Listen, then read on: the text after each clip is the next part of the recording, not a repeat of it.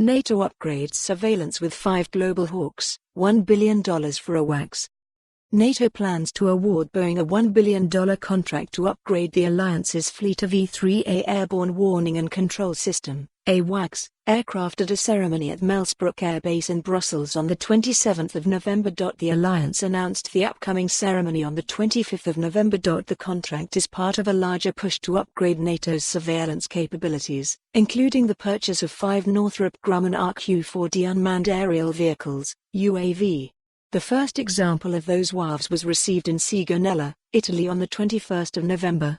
The aircraft are part of the NATO Alliance Ground Surveillance Aircraft Program and are based on the U.S. Air Force RQ-4D Block 40 Global Hawk. NATO expects initial operational capability for its RQ-4D in the first half of 2020.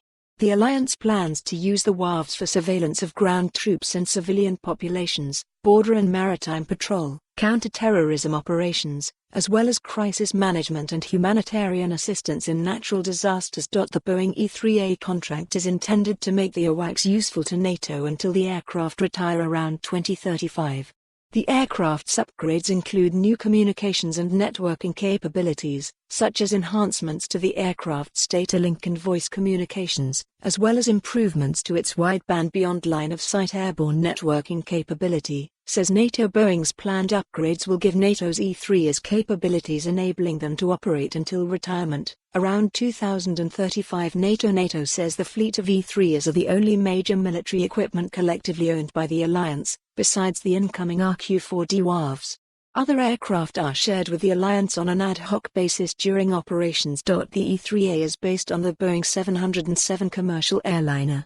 It carries a rotating radar dome mounted atop its fuselage, which is used to detect aircraft and ships.